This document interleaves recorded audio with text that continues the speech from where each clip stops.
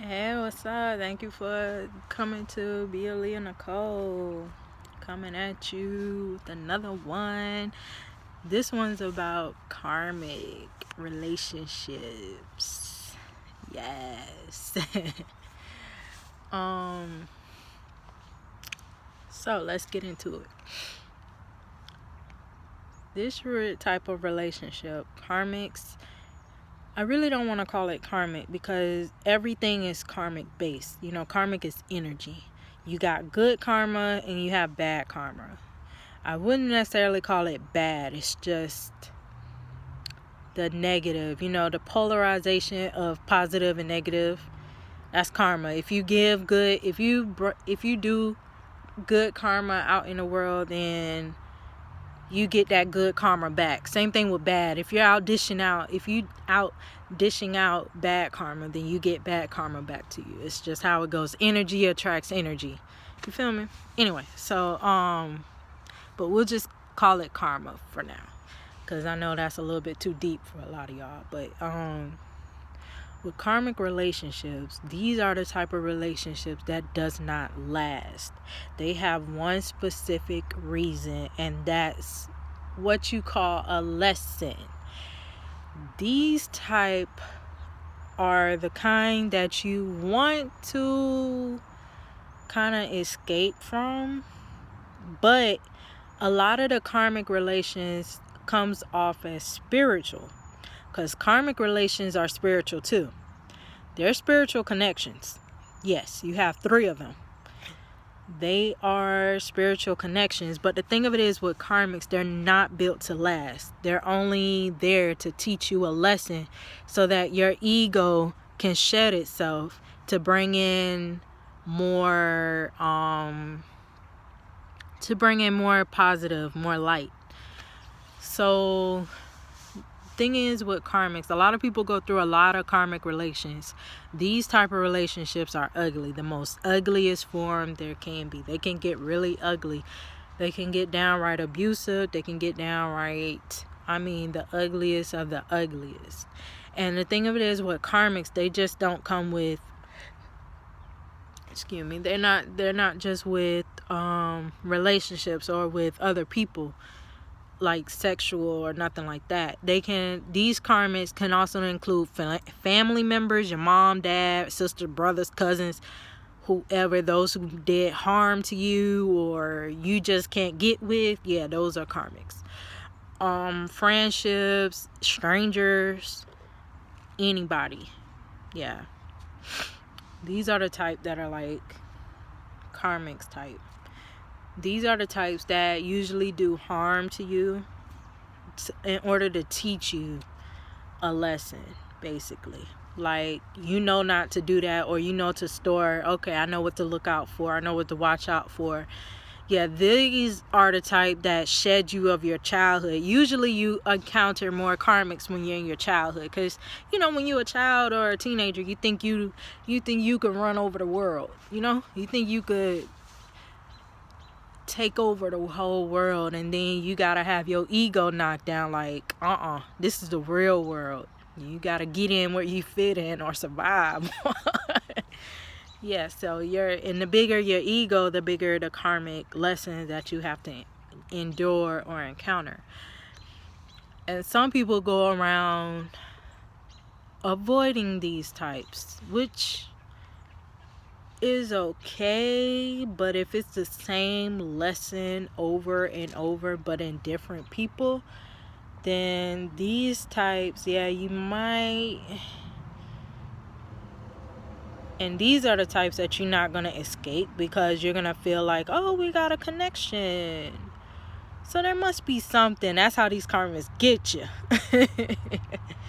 You feel like karmics mimic a soulmate and a twin flame. You got falsies. Those are karmics. They mimic them because, yes, you can have a connection with them, because, like I said, karmics are spiritual. They're spiritual connections as well. But there's a difference. Nothing will ever go right. It will never go up. It's not meant to last. It's not meant to last at all. It's meant to teach you a lesson and get the hell on. And karmics go find a whole nother subject. That's what karmics do. Until you wake up and you realize what's going on, that's what karmics do. So, but they're there to teach you a lesson so that your soul can grow and so you can learn. These can also include children too. Children can sometimes come off as karmics too. Just depends. I mean, nobody has escaped from it. Even the ones who found a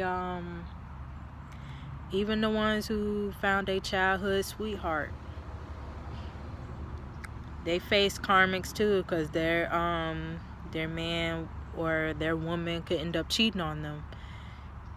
And spiritual, I learned there is no such thing as cheating, but that's a whole nother issue, whole nother story. But yeah, so like I said, they're dealing with karmics within. So even if you be with your sweetheart, you still going through stuff that everybody else go through. Even though it may look like you have it easy, but you don't.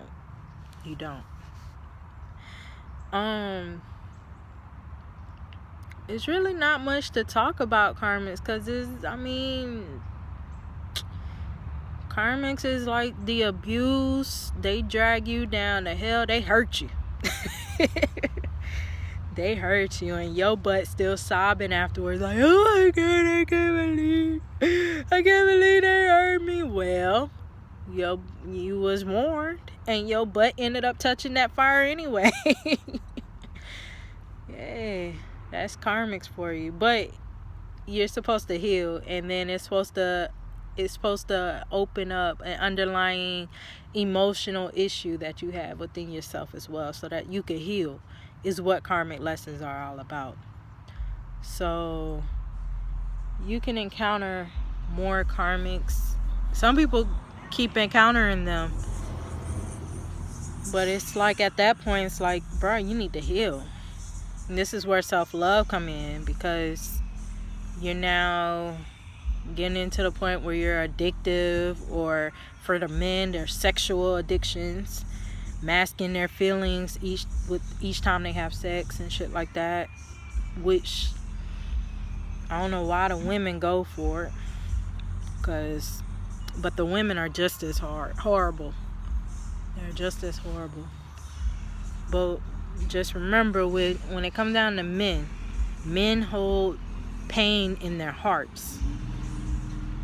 This is where it gets with Adam and Eve, but that's a whole nother story. Women hold pain in their womb, the sacral, the root.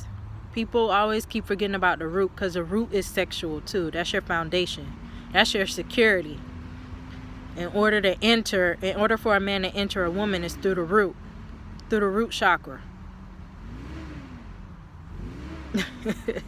People forget all about the root. People go straight into the sacral, and they go, oh, you need to cleanse your sacral. No, you need to cleanse your root chakra as well. Your root chakra is your security, your foundation, your grounding, your groundness. Your sacral is your happiness. You gotta fix those two. And then you also gotta open up your heart. Once you open up your heart, trust your intuition, because the solar plexus is all about your intuition. So once you fix all of that, then everything else become open. So yeah, but that's pretty much it on your karmics and stuff. Outside of it, it's never meant to last. There are your hardest, most painful ones to go through, and everybody will experience it, even if they one man sweetheart or they one woman sweetheart. They go through it. Bring them through hell, man. Hell. A lot of people just sit there and take it. Oh, it'll get better. No, it won't. And then the next lifetime you experience it, oh, it's hell. It's much worse. It's much worse. But hopefully you'll listen to your intuition, because your intuition kick in and you're like, oh no, I know you, I experienced you before, so you'll avoid them. and having to go down that life. Or you'll kick up the sense enough in your next lifetime not to keep fooling around with them because of the experience you felt here in this lifetime, if that makes sense. So that's how it goes. So it's not meant to last. Not meant to last. And you know what they say? You meet three types of people in your life. You meet your childhood, you know, these are the childhood puppy love. Then you meet your karmic. That motherfucker throw you to hell. Sorry for cussing, but yeah. Then you meet your soulmate. That's how it goes. In threes. Life happens in threes. So, yeah. So, there you have it. Like, subscribe, hit me up. Let me know y'all experience and let me know what y'all thoughts is. If y'all negative, I don't give a shit. Go find somebody else. Other than that, you know, hey. Oh, if you want to read them, all of that stuff is in the description. I do give readings or whatnot, so hit me up.